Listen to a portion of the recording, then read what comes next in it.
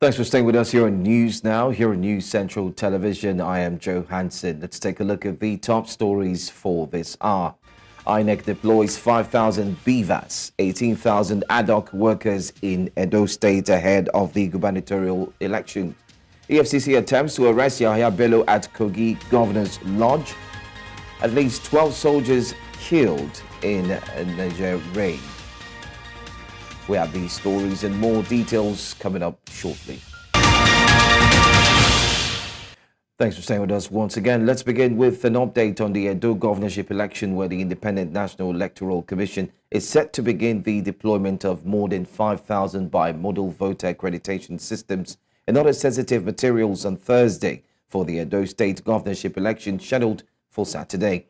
Sensitive materials, including ballot papers and result sheets, arrived in Edo State on Wednesday via Benin Airport and were transported to secure storage facilities under tight security. This comes as the 17 political parties participating in the poll are slated to end their campaign today. The All Progressives Congress candidate Senator Monday Okpebolo Asuigodalo of the People's Democratic Party and Olumide Akpata of the Labour Party are leading the contenders ahead of the ballot. In the meantime, a chieftain of the All Progressives Congress in Edo State has accused the state governor for spreading falsehood ahead of the upcoming governorship poll. He says it claims by the Governor Godwin Obaseki that the federal government is using state powers to muzzle the People's Democratic Party and its candidate Asuigodalo is false, mischievous, and also misleading. Why is Godwin Obaseki and the PDP now shouting blue murder? What has changed? He has accused all the institutions, the police, the INEC, and everybody being against him. I want to make it quite clear that he is facing election for the first time on his own. All the leaders that have been working for him, that brought him to power, he has abandoned all of them. That is what he's suffering. 90% of the leaders that left with him from APC to PDP to return him have left him. There's nothing like federal might. What he's experiencing is self-inflicted because he thought he was already home and dry, that he's now a master. Obaseki is just like an apprentice tailor that was being taught how to become a tailor. Immediately, the master gave him scissors to put the scissors to teach him how to measure and cut. He now felt he has arrived. Well, away from Edo State for now, officials of the Economic and Financial Crimes Commission Wednesday night attempted to arrest a former governor of Kogi State, Yahya Bello, at the Kogi State Governor's Lodge in the Asokoro district in the Federal Capital Territory. However, there was some resistance by security operatives at the governor's lodge as gunshots rented the air during the altercation. The entire area has been cordoned off and movements around that area have also been restricted to only operatives of the EFCC and other security agencies stationed there. Unconfirmed reports say the former governor has now left the governor's lodge in the company of the incumbent Kogi State Governor Ahmed Ododo. Also, normalcy seems to have returned around the Kogi State Governor's Lodge after the attempt by the operatives to arrest Bello.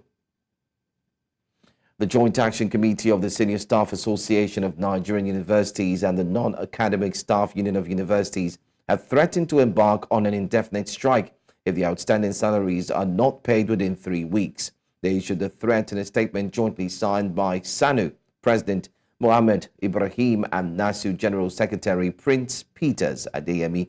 According to the unions, the 10-day grace period given to the federal government to pay the full months of outstanding salaries to university staff expired on the 26th of July 2024. They gave the federal government another 3-week ultimatum to act on their demands or risk the indefinite strike by the unions. The unions threatened to shut down universities and inter-university centers if payment was not made within the fresh grace period.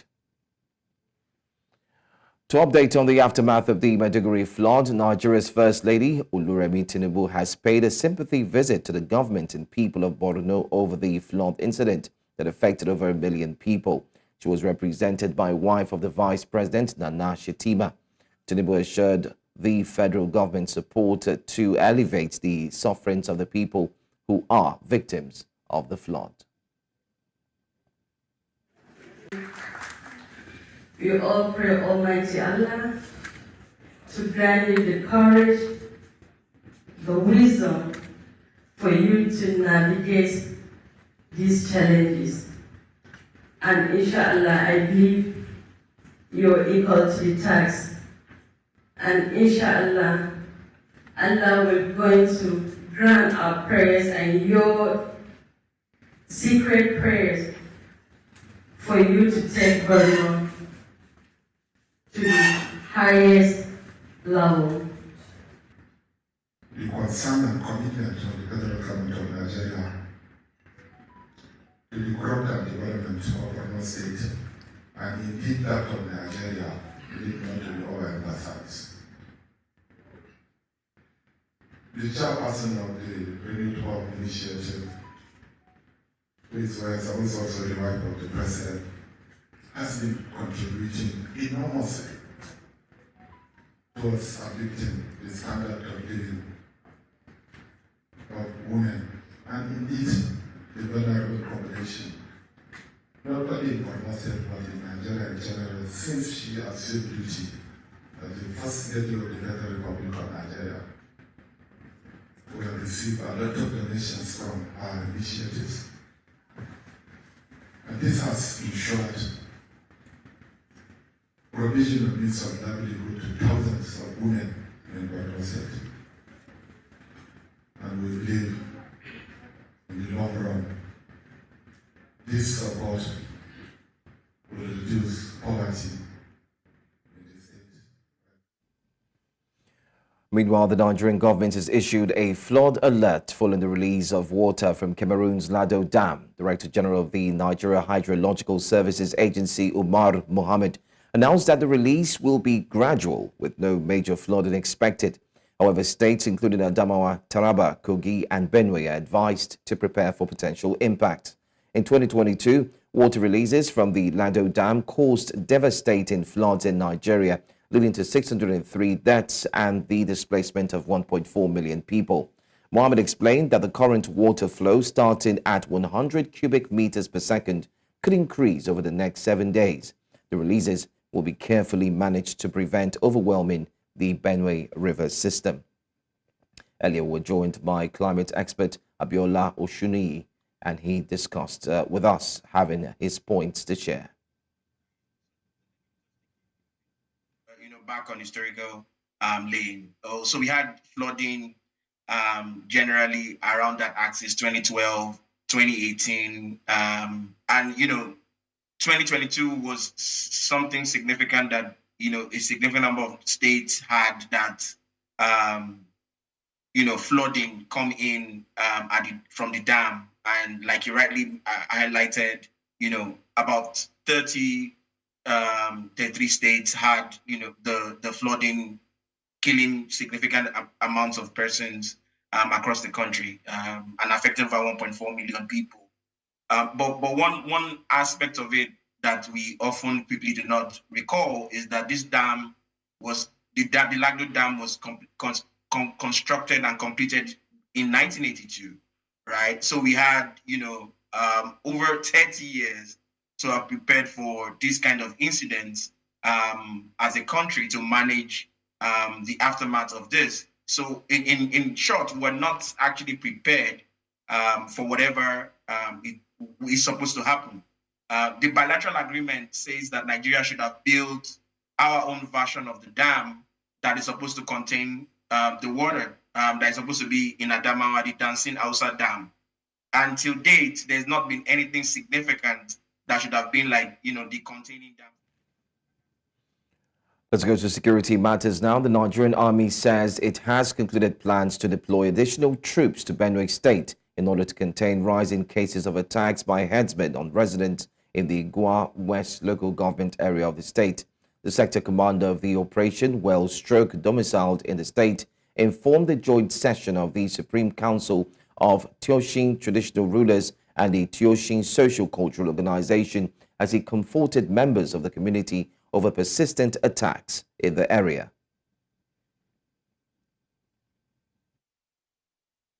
We are going to make serious effort deployment in strategic locations, and we will need your support, especially the youth.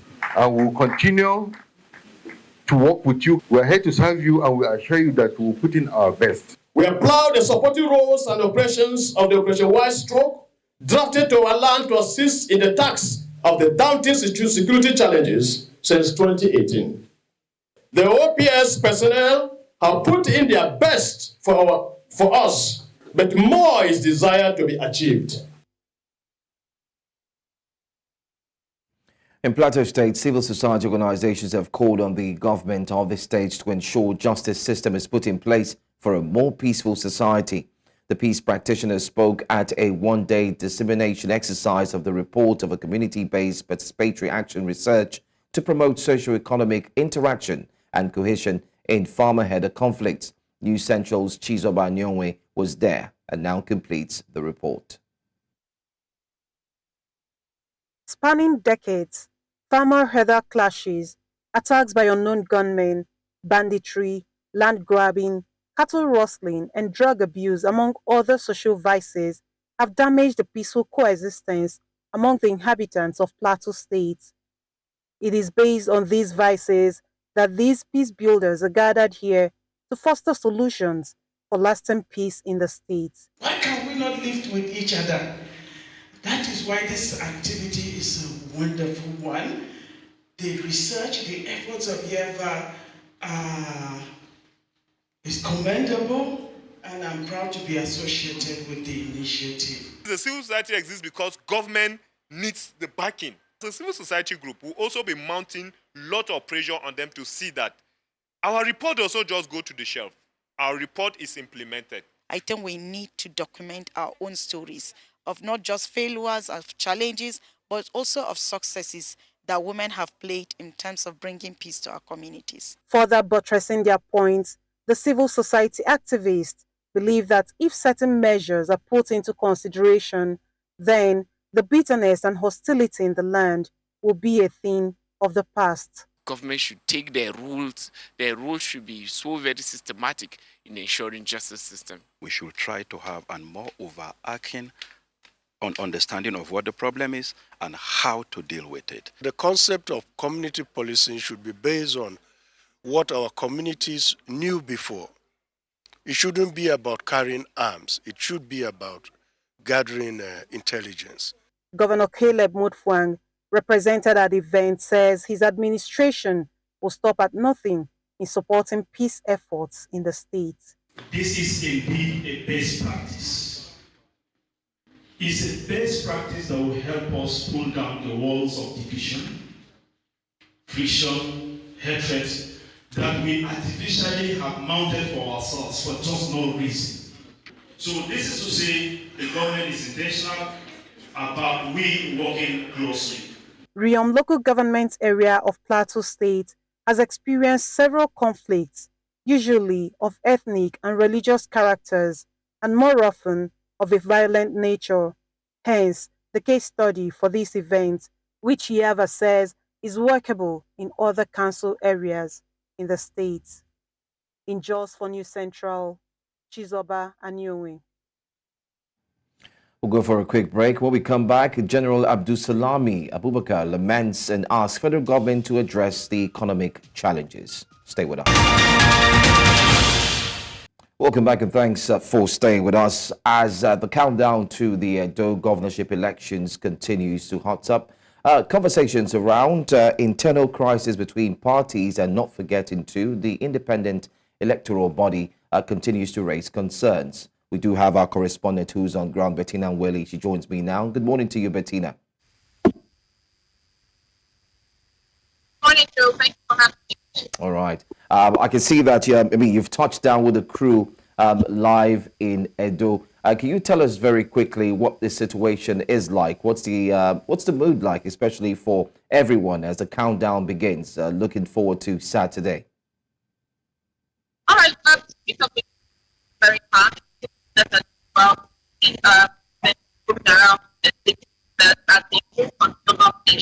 I've had some few campaign notices that we saw yesterday for the Labour Party and Kogi, State, some campaigns were put. But right now, this morning, they are here as a PS office and bring through here the INEC are on the ground for make sure that we become all set material state. So behind this, the companies are already waiting for when yeah. All right. What's the status with INEC? We do understand that there's been a deployment as well from the security operatives to ensure that there is tight security so that there would be no room for any form of violence and the likes. Can you tell us what you've seen? Well, we were at the INEC office this morning where we were directed down here because all officials are trying to make sure that everything gets material. So we haven't been able anyone INEC. You can see that there is a lot of security here at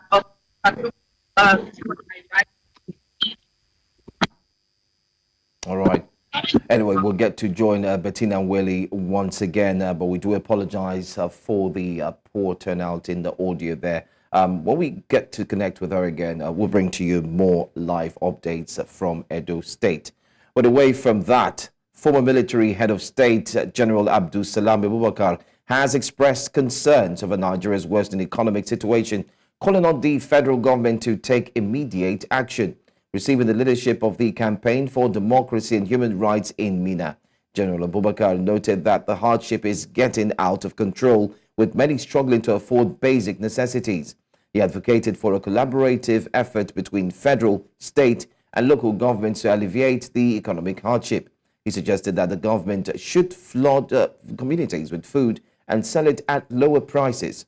On the proposed #EndBadGovernance protest, General Abubakar emphasized the need for peaceful demonstrations warning against violence and looting. Well, joining me now is strategy expert Dikbo Oyewole. Thank you so much, Dikbo, for being here with us. Good morning. All right. How effective do you think the federal government has been in responding to economic challenges, and what immediate actions would you recommend, being a strategist yourself? Well, given them a scorecard, we have to look at the results on ground. And with the results we have in the field, we say that they scored very, very poorly, unfortunately. And with regards to their interventions, yes, they are making attempts, but are they effective enough? No, they are not effective enough. Unfortunately, this is a conversation that has been lingering for a couple of months now, and it keeps getting harder, keeps getting more difficult. But in terms of seeing effective strategies that they would put in place, I believe it was a couple of months ago, I was on this program and we discussed the possibility of having to have some regulation around the prices, because what we also found is that we have a lot of people who are retailers, who are wholesalers, who just go about hiking up prices unnecessarily for no reason whatsoever. There was a video that was in circulation on social media, I believe, a week or two ago, where a particular individual who is a retailer went to get cartons of spaghetti. And he said that the night before it was sold for, I think, 9,500. The morning after it was sold for 10,500. And they did that because they saw that the night before there was a lot of demand on it. And same stock, same everything, they hiked the price by 1,000 naira. Later in the day, the price had gone up, and he also said, okay, so what if he chose to sell these at 21,000 or 27,000? So those are the issues we're having right now. And I have long advocated that the government see how they can effectively use the local governments to see how to govern effectively, because they are the closest to the people. They are the closest form of government to the people. So they are the ones that can automatically and directly feel the pulse of the people to know what's really going on in the field. But unfortunately, we haven't seen a lot of effective execution in that regard. All right. I mean, you've touched on some aspect in which the former president had mentioned. General Abubakar mentioned the need for collaboration between federal, state, and of course, local governments as well, to ensure that they can ensure the economic situation can be far better than what we have now. But my question to you is, let's go down to the local government level now. What is expected? What practical steps can be taken? Are we expecting a food bank to be created in different locations? Are we expecting a rice farm? What are we expecting really that can help Nigerians at this moment? Well, a few things come to mind with that question. And one, I'd like to use Lagos State as a prototype, even though what's going on in Lagos isn't replicated in other states. I don't know why that is the case. But you agree with me that in Lagos State, Nigeria, there are a couple of locations where the state has been able to build up markets, certain markets that they get to sell goods at subsidized rates. I think the government is subsidizing up to like 40%. And even with that, unfortunately, I think it was early in the year or maybe end of last year when the whole situation was starting to brew and was looking like there wasn't going to be any form of reprieve, that the Lagos State came up with this initiative. And there was a video I saw of the Commissioner for, I believe, Agriculture, where she had a meeting with market folk and she was very, very frustrated. So this was why she was frustrated and this was what was going on. So you have folks within the marketplace selling goods, food items that were subsidized by the government, up to 40%, okay? And then you have other market folks from outside that particular market location coming, mop up the entire stock, go out and sell it at exorbitant prices. So they don't even sell it at the normal market prices outside. They get to even hike it a lot more, even though they bought it at a subsidized rate. So those are part of the issues that we're saying that it is prevalent and we must be how to tackle it. Now, to the local government side of it, local government is one sure way you can always get data, and this is the data you need. So you have folks in the local government that can always go into the market in their particular location to conduct surveys. How much is the pint of Gary going for in this market? How much is this person selling it? How much is the other person selling it? What's the average? Is this what the price is supposed to be? In the cases where you have people who are flouting, who are hiking prices or flouting regulations or around what the prices should be or what the margins should be, there should be some form of punishment.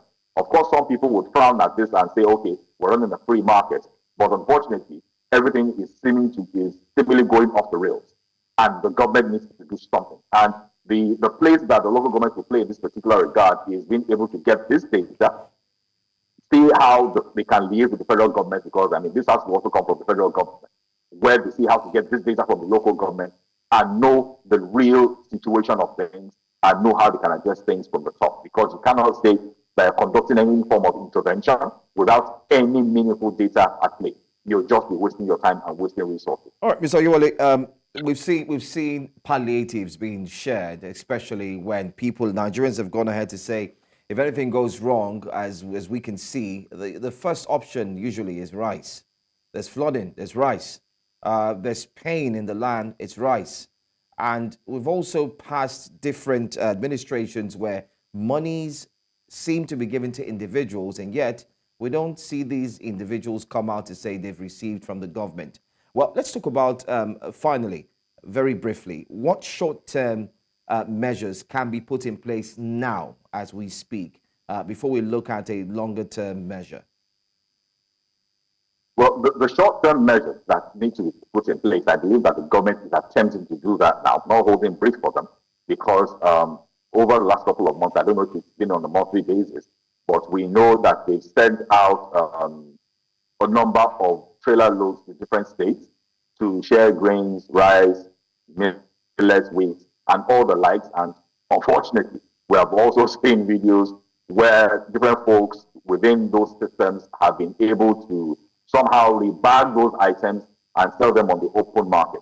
But this is what I would like the government to do, to see how they can have stringent measures to ensure that they monitor all these things that they're sending out, to ensure that it gets to the people that it is intended for. Because when it doesn't get to them, then the entire effort of the government is moot.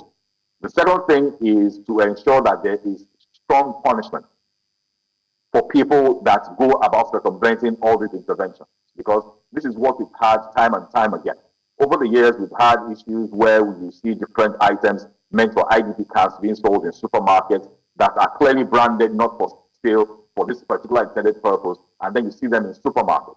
There hasn't been any form of punishment whatsoever. So until we understand that there's a place for consequences within our system, there will not be a deterrent for all these things going on. So we must see that the items get to the people, and we must see that people are punished adequately.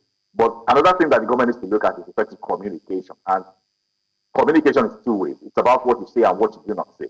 Now, in what you say, how effective are you saying it, and how is it reaching the people? In what you do not say, what the people want to see now is effective cost of government.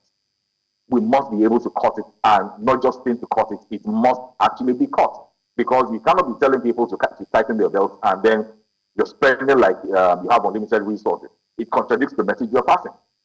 So the government must see that they must communicate effectively with what they say and with what they do not say. So it's about their actions on both ends. So when you're saying that people should practice austerity, you must also be seen to do so, and you must do so religiously. So it will give the people the sense that we are all in this together, and the huge vacuum of distrust between the governed and the government and the people doing the governing wouldn't be so wide, because now there's a dichotomy of us versus them. Excuse me. And unfortunately, that gulf keeps widening every single time, and the government must see how they plug it up and how they bridge that particular gulf. All right. I mean, piggybacking on what you just said, tightening the belts would also mean it affects every single person, including those at the top and the helms of affairs. Thank you so much, Dipo Iwole, for joining us, strategy expert here on News Now. Thank you. Thanks for having me. All right. Residents of Nigeria's capital, Abuja, have expressed anger and frustration over a lack of coordination in the distribution of the federal government's subsidized rice sales to citizens.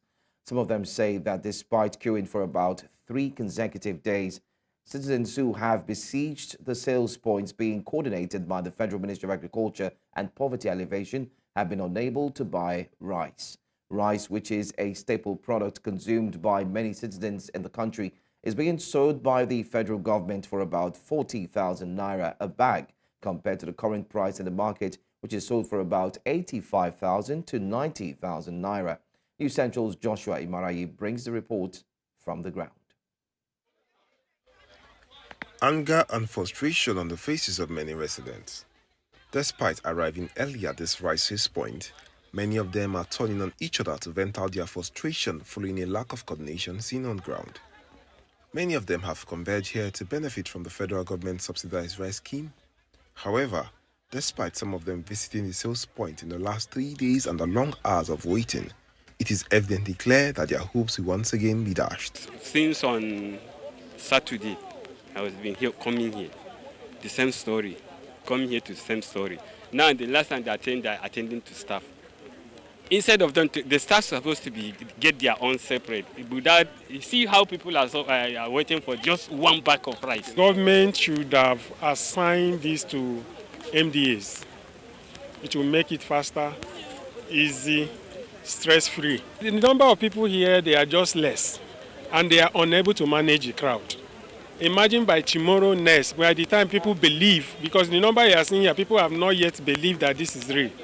By the time they realize that it's true, there will be stampede. Some of them are accusing government representatives of intentionally frustrating the process and having due disregard for citizens. The agency handling this, they may be trying, but they are not doing it well.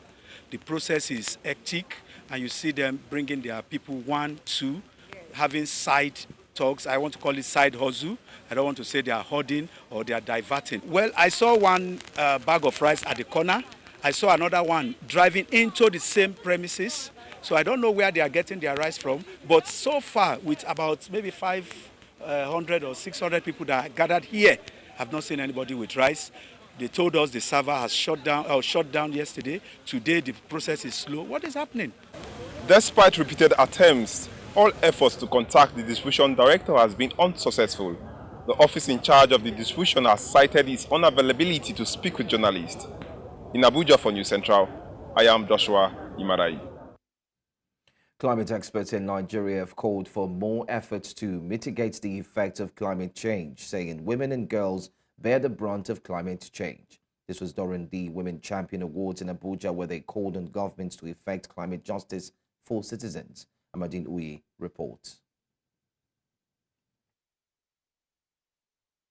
For many in the country, the recent floods in Maiduguri, Borno State is yet another proof of the devastating effects of climate change. while emergency responders say over 30 have lost their lives. Properties worth billions have been destroyed. They say climate change, despite being clearly visible, now poses a threat to citizens. In Nigeria today, I believe that there are so many evidences of climate change. We have flood events across, even areas that were otherwise drier are becoming wetter by the day. And those areas that were wetter are becoming drier. We have issues of dry spells. We have issues of high rainfall with high intensity, short duration. Sometimes we just want the rain to fall and we're not seeing it. So climate change it's funny. It manifests in different ways. In some ways, you're getting flooding. In other ways, you're getting droughts. That is how it manifests. So in the drought aspect, the Lake Chad has shrunk by 90%. It's not just shrinking, and it has put in over 5 million persons into poverty. It increased the crisis we are having in the Northeast today. So the fishing, the farming, all the work, the livelihood options that were available shrunk. As climate experts converge on Abuja for the Women Climate Champion Award, they say evidence abounds, which indicate that climate change takes more toll on women in the country, thus calling for solutions that promotes climate justice for women and girls. So climate change does not just affect us all equally. Its impacts are deeply gendered, with women in fragile and conflict-affected regions bearing the brunt of its adverse effects. When there are issues of climate change, women are affected. In fact, it is projected that in the future, we are going to see about 258 million women that will be displaced. So we are talking about issues of unwanted pregnancy. We are talking about out-of-school children. Places like Adamawa State, they've asked children to stay at home. So the girls and the women are affected. Look at our IDP, we are seeing the women here. Let us prioritize the empowerment of girls, ensuring their access to education, healthcare, and economic opportunities. Let us work together to create inclusive and sustainable solutions that promote climate justice and equity. The Action Aid Nigeria says that the award intends to place a spotlight on citizens whose work have led to meaningful, positive changes in the lives of women and communities. In Abuja for News Central, I am Amadine Uyi. Empowering Nigerian business women has been a decade-long project that has birthed many successful women entrepreneurs, from e-commerce to agriculture, science and technology, and many others. Nigerian women have proven to have great potential to invest in. This is what the U.S. government, through the Academy of Women Entrepreneurs, say they seek to tap into. News Central's Chidima Ona shares more. Women around the world are notable for their substantial contributions to various fields. In Nigeria, where women run most small businesses, the entrepreneurial spirit burns fiercely. To further improve their potential and businesses, the U.S. government, in collaboration with Nigerian programs, launched a scheme. This is a program that the U.S. government sponsors together with local partners here to train women who want to start their businesses or who already have small businesses and help them get their businesses to grow and be ready for further investment. So it can be in businesses in everything from technology, agriculture, trade, investments, services, and we help them, and they connect actually with mentors in the United States at a graduate school of business in Arizona, as well as with mentors in the private sector in the US and with each other. And they build this incredibly strong cohort, which you're seeing today, of women entrepreneurs across Nigeria who are investing in one another and growing their businesses and employing Nigerians. You are in charge of the Academy of Women Entrepreneurs. Enriching the minds of Nigerian women is a continuous process that starts with educating women and then empowering them. Past benefactors of this initiative say that it plays a pivotal role in empowering Nigerian businesswomen. Being a part of AWE for the past 5 years has been an incredible one. It has helped my business to scale. The beautiful thing is that I got my first business grants. I learned how to pitch from AWE and I got my first business grant from the US government in 2019. And since then, I've gone ahead to win the best beauty brand in Africa and also to represent Nigeria in some competitions. It's not enough to give access to one thing. It needs to be end to end, right? So usually people announce a training program, but then the women or men, whoever they're training, still need access to funding. So you give them the knowledge, but then they don't have the funding. That you have a problem there. Some people have the funding and the knowledge, but they don't have the mentorship to guide them, and that still becomes a problem. So the best way to create impact, I would say, is to make it end to end. According to testimonials from several Nigerian women, equipping them with essential entrepreneurial skills will facilitate economic development and creates conditions for increased stability, security, and prosperity for all. You're compared to a handbag coming from. In Lagos for News Central, Coming up next, at least 12 soldiers killed in a Niger Republic raid. We'll tell you more about this story. Stay with us.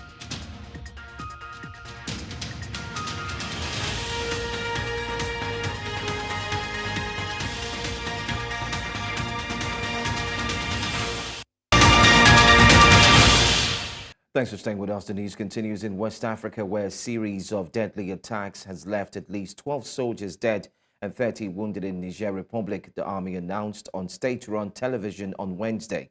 The violence erupted across multiple regions, including at Tillaberi and Difa, where extremist groups like Boko Haram and the Islamic State are active.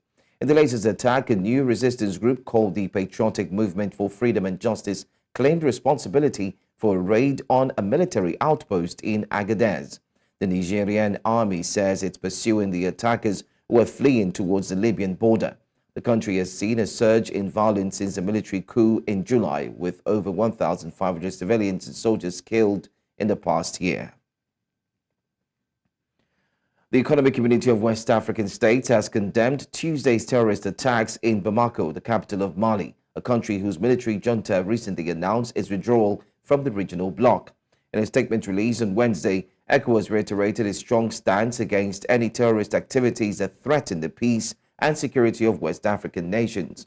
The bloc reaffirmed its unwavering commitment to supporting any initiative aimed at restoring peace in the region. Tuesday's deadly attack, claimed by an Al-Qaeda-linked terrorist group, marked a rare incident in Bamako, which has generally been spared the violence that frequently plagues other parts of the country.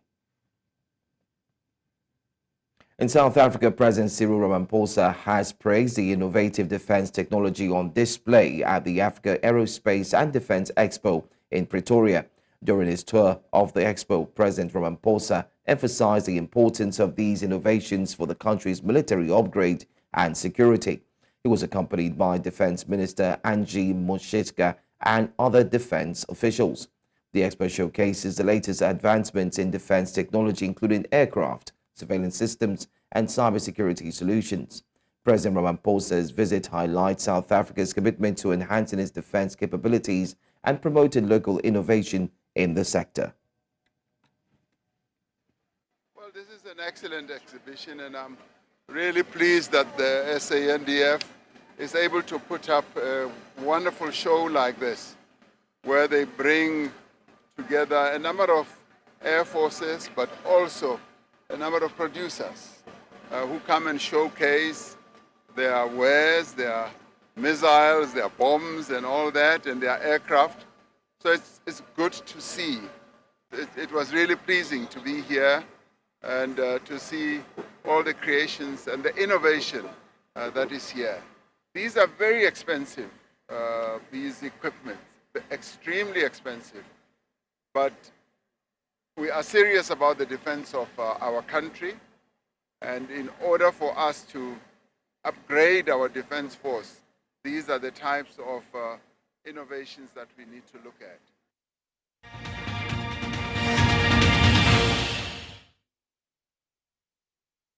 A Vietnamese property tycoon sentenced to death for fraud totaling $27 billion went on trial Thursday in a linked case accused of money laundering. Trong Mai Lang, chair of major developer Vang Ting Phat, was found guilty in April of swindling cash from the Saigon Commercial Bank over a decade in one of the biggest corruption cases in history. Lan and 33 other defendants were brought to the court in Ho Chi Minh City early Thursday in a convoy of police vans, as more than a dozen fraud victims waited outside demanding to be let in to the hearing. Around 36,000 people have been identified as victims of the SCB fraud, which shocked the communist nation and prompted rare protests from those who lost their money.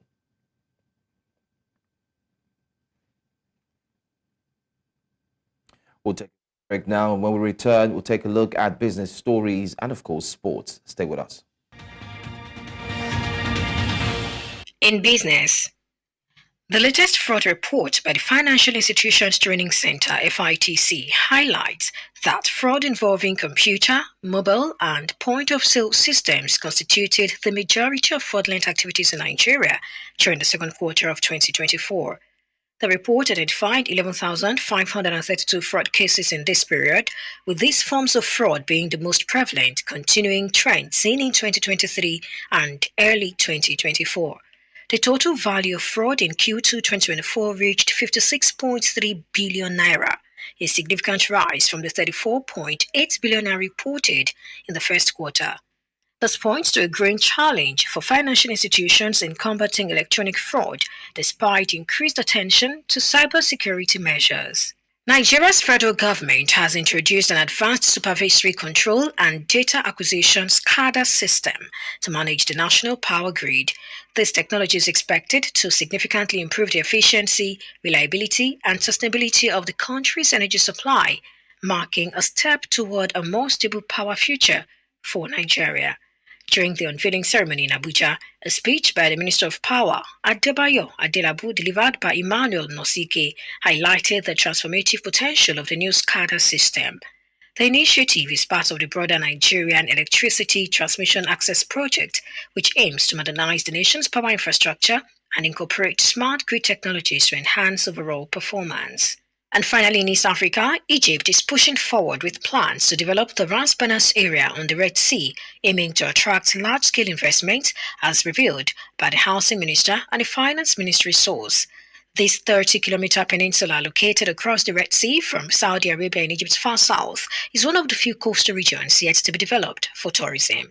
The country's efforts to attract investment are part of a broader strategy to combat its ongoing economic crisis characterized by record inflation, a rising debt burden, and significant currency devaluations over the past 2 years.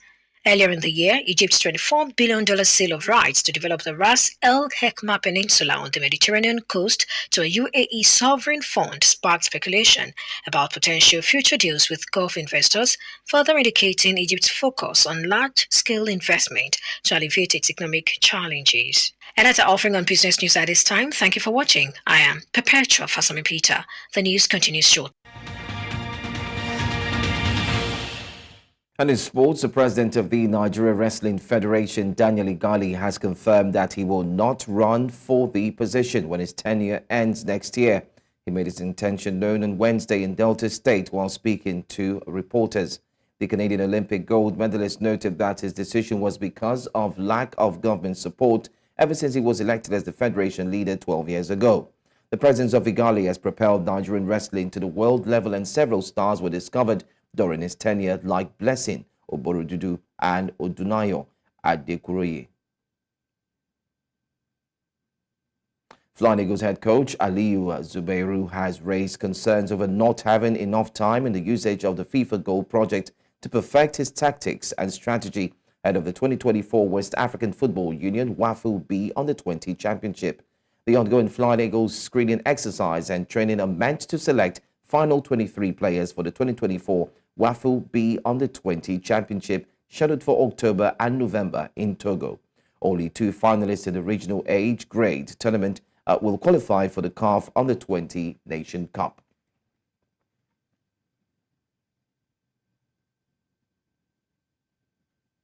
And that's all we have for you for this hour from the news desk.